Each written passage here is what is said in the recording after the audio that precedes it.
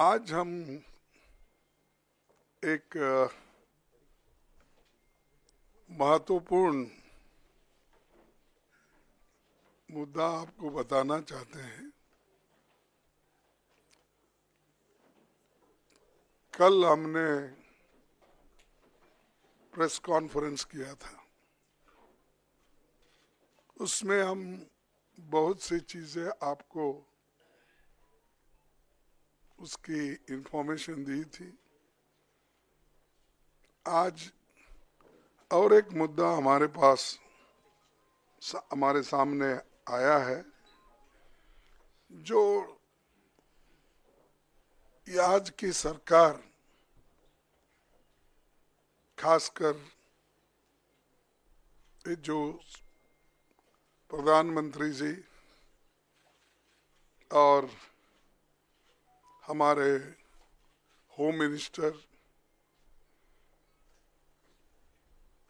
बयान जो दे रहे हैं डॉक्टर बाबा साहब अम्बेडकर के बारे में,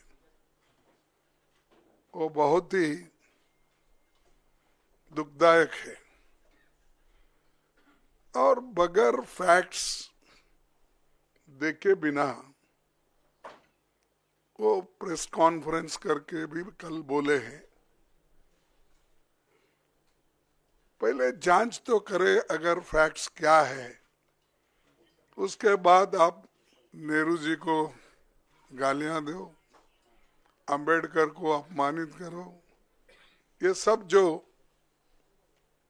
कर रहे हैं या जानबूझ के कर रहे हैं या आपके पास कोई चीज, कोई सबूत नहीं है, वो बात कर रहे हैं। मैं आपको कहना चाहता हूं, आज तक उन्होंने बाबा साहब के बारे में, जवाहरलाल नेहरू जी के बारे में जो कहे हैं सब झूठ है। और मैं अगर पार्लियामेंट में मुझे अवकाश मिलता, समय मिलता, तो मैं आज बताने वाला था बाबा साहब अम्बेडकर का लेटर जो लिखा हुआ था। हमारे चितड़े एक उनके दोस्त थे जो पीपल्स एजुकेशन सोसाइटी और सिद्धार्थ एजुकेशन सोसाइटी उसके रजिस्ट्रार थे। तो अलीपुर रोड पे ही बाबा साहब रहते थे। वहाँ से उन्होंने एक खत अपने दोस्त को लिखा और उसमें स्पष्ट बताया कि इलेक्शन 52 का कैसा हुआ, क्या हुआ, वो तो उसमें है, मैं बाद में बताऊंगा, आज उस पर जाने का नहीं है। लेकिन आज जो घटना घटी,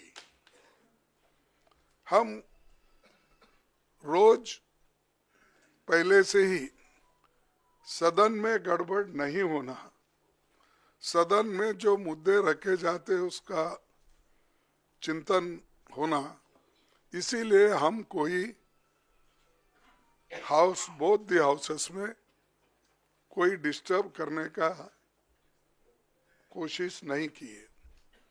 14 दिन तक हमने अपना जो हाउस चलाने के लिए जो हमारा एक दृढ़ संकल्प था, हमने करके रोज हम प्रोटेस्ट करते थे। और रोज हमारे पास मेन मुद्दा था कि जो अदानी इस देश को लूट रहा है और उसको लूटने जो दे रहे हैं लोग, उनके ऊपर हमारा हमला था।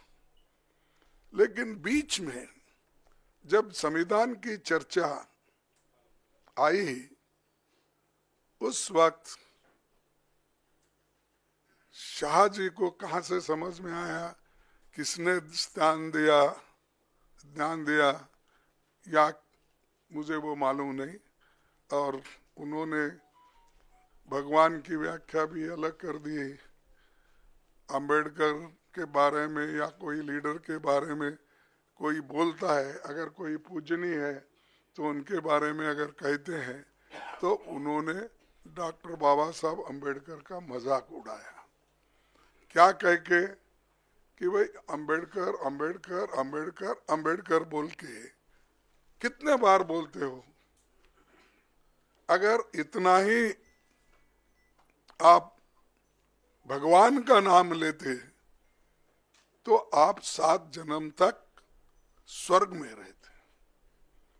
ये मानसिकता अगर किसी पॉलिटिकल पार्टी की है, किसी लीडर की है, ये सोच, ये निंदनीय है। आई कंडेम इट। ऐसी चीज अगर देश को आप सिखाएंगे, ये भी आधुनिक युग में, नहीं तो ऐसा ही मैं भी कहूंगा कि उनके पास भी बहुत से लोग हैं, बगैर अब अदानी को पोर्ट, एयरपोर्ट, रोड, ये जमीन के ऊपर जमीन के नीचे जो कुछ है दे रहे हैं ना, वो सिर्फ रोज उसको बोलना चाहिए, भाई ये तू पैसा किसा कमाने का मत कर, रोज उठ के वहां जा, जो जगह मिली वहां पर सिर्फ नमस्ते करते ही बैठो, पैसे आ जाएंगे, खोदने की जरूरत नहीं। लेकिन ये बोलने के बाद उन्होंने गलती हुई ये मानने को तैयार नहीं थे। और हमने भी आपसे कल यही कहा कि भाई जब वो मानना, वो हमारी जो डिमांड है कि रिसिग्नेशन देना चाहिए, नहीं है तो कम से कम हमारे प्रधानमंत्री जी उनको बर्खास्त करना चाहिए। लेकिन हमको मालूम हुआ वो बर्खास्त करने वाले नहीं है, इन्हों छोड़ने वाले नहीं। तो इसीलिए हमने ये मुद्दा जनता तक पहुंचाने के लिए सभी हमारे पार्टी के नेता राहुल गांधी जी, प्रियंका जी, पार्टी के सभी एमपीस और राज्यसभा के मेंबर सभी मिलके इस मुद्दे को हमने उठाया। हमने कहा जो शाह ने कहा ये गलत है, वो माफी मांगना चाहिए। आज सारे हिंदुस्तान में इसके बारे में प्रोटेस्ट हो रहे हैं, कई लोग, कई बच्चे मर रहे हैं, और ये इनका मंशा है कि इशू को डाइवर्ट करने के लिए वो दूसरे मुद्दे उठा रहे हैं। आज हमारा प्रोटेस्ट था, हम बाबा साहब अम्बेडकर के स्टैचू से, उनके मूर्ति से निकले और हम एक शांत तरीके से लाइन में हम आ रहे थे, लेकिन उनको क्या सूझा मुझे मालूम नहीं।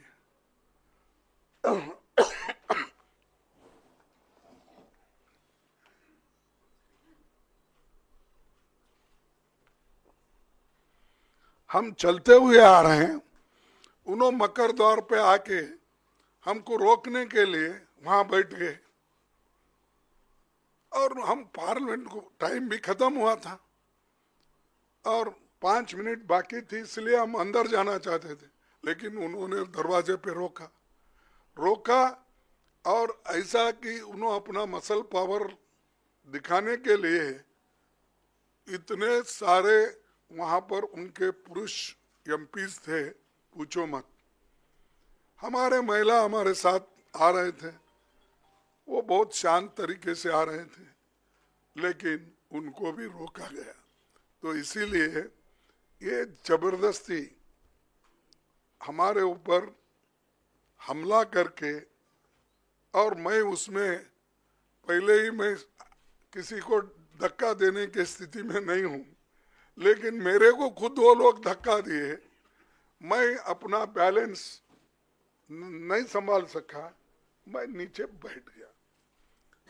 तो अब हमारे ऊपर इल्जाम भी लगा रहे कि हमने धक्का दिया, हमने उनको गिराया। अरे भाई, हमारे पास आवाज है, लेकिन वो थोड़ा पीटे धकलने से हम ये नहीं हो सकते। इसीलिए हम कोशिश भी किए, फिर उठ के उनको बोलने का। और प्रियंका गांधी जी ने जो लीड लिया इसमें, खास करके आज के मूवमेंट में, तो चलते आए वहां से, और ये लोग बैठे बैठे जगह हमारा मजाक उड़ा रहे, चिढ़ा रहे, और सिर्फ लेडीज मेंबर थे हमारे पास। उनके पास तो लेडीज मेंबर कोई नहीं थे, 2-3 कुछ दूर थे, लेकिन वो पुरुष ही सब कर रहे थे। तो ऐसा जो माहौल ये इन्होंने बीजेपी वाले बना के रखे हैं, तो हम कभी ये बर्दाश्त नहीं करेंगे। इसके खिलाफ पूरा देशव्यापी ये एक चळवळी हो जाएगा, ये जो मूवमेंट हो जाएगा। अब आपको भी देखने में आया होगा कि हर जगह मूवमेंट चल रहा है इनकी गलती की वजह से। जो शांति के साथ सदन चल रहा था, उसको, उस सदन को भंग, यानी शांति को भंग करने का काम इन्होंने, सरकार ने, बीजेपी की सरकार ने की। इसीलिए हम आज आपसे तो कल बहुत पूछे वो बोले कि हमारे को पब्लिसिटी दो, हमारी रॉन्ग हो गई है। देखे, आप गए थे ना, तो हम तो ऐसा नहीं बोलेंगे, जो अच्छा है, जो न्यायपूर्ण है, उसको पब्लिसिटी दो। मैं कभी अमित वही बोल रहा था, उन्होंने कहा था, नहीं, उन्होंने कहा था, देखो खरगे जी ने तोड़ मरोड़ के ये पेश किया है, इसीलिए वो मेरे छवि को ये होता है, इसीलिए आप भाइयों तोड़ मरोड़ के मत दिखाओ मेरे को। मेरा जो ये है स्पीच बोलिए या स्टेटमेंट, उसको जरा अच्छा दिखाइए सब जगह। 3 बार बोले, आखिरी, बीच में बोले, फिर लास्ट बट 1 में बोले, फिर लास्ट में भी बोले। राज्यसभा टीवी पे था। हाँ, नहीं, प्रेस कॉन्फ्रेंस की है। नहीं, बट ओरिजिनल क्लिप तो राज्यसभा टीवी पे था। नहीं, पीसी में बोला। No, I know, but the original clip was a Rajya Sabha clip. So there is no question about the original clip. तो मैं हम यहाँ पर किया, तो उसके बाद उन्होंने 1 घंटे के बाद उन्होंने किया, तो करने दो। लेकिन सच बात तो उन्होंने बताना चाहिए, हम नहीं। और या तो ज़्यादा से ज़्यादा तो पब्लिसिटी उनकी ही होती है, उनका पूरा स्पीच कवर होता है। इवन हम पॉइंट ऑफ ऑर्डर उठाए तो उसको उतना महत्व नहीं मिलता। फिर एक बार मैं वो कंट्रोवर्सी में जाना नहीं चाहता। तो इसीलिए हम जो कर रहे हैं, जनता के समस्याओं को लेके लड़ रहे हैं। वो जो कर रहे हैं, हमको खाया ना पिया ग्लास फोड़ा बाराने का हमारे पास बोलते हैं हैदराबाद में, तो वैसा हम उनको कुछ धक्का नहीं मारे, कुछ नहीं करे, लेकिन वो लोग बोलते जा रहे हैं। जाने दो। इसीलिए मेरा यही आप सबसे निवेदन है कि जो चीज़ें हकीकत में हुई है, दिखी है, बस उस पर अगर सभी कंसंट्रेट करें तो दूसरी चीज़ कोई ऐसी कंट्रोवर्सी नहीं आएगी। तो मैं इतना ही कहता हूँ। और अब राहुल गांधी साहब। शुक्रिया खरगे जी।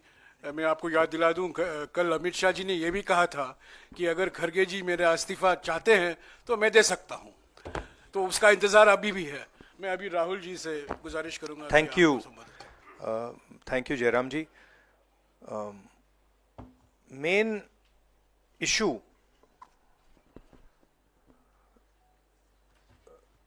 शुरुआत हुई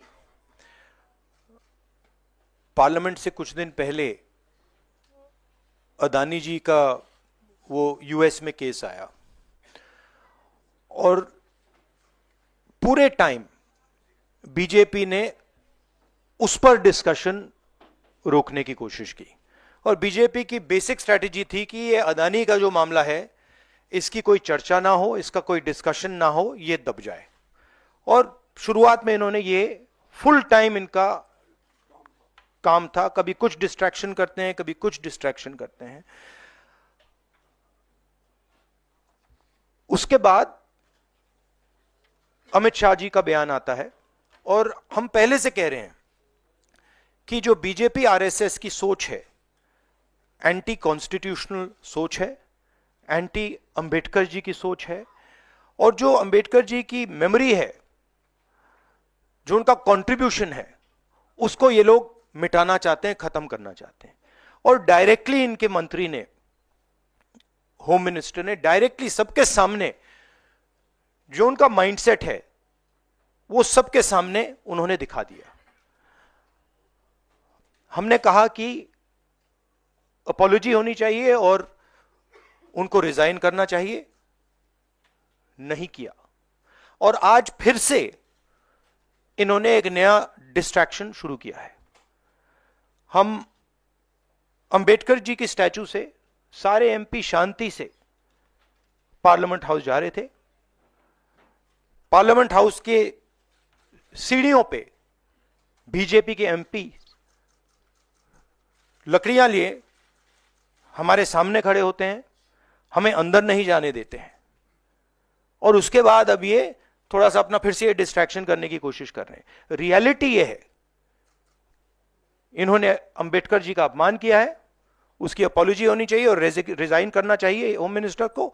और जो मेन मुद्दा है जिसको ये मिटाना चाह रहे हैं, घुमाना चाह रहे हैं, मेन मुद्दा है कि नरेंद्र मोदी जी के मित्र अदानी जी के खिलाफ यूनाइटेड स्टेट्स में केस है, उनको वहां इंडाइट किया गया है, और अदानी जी को नरेंद्र मोदी जी हिंदुस्तान बेच रहे हैं। यह मेन मुद्दा है और इसकी डिस्कशन ये लोग नहीं चाहते हैं। Thank you.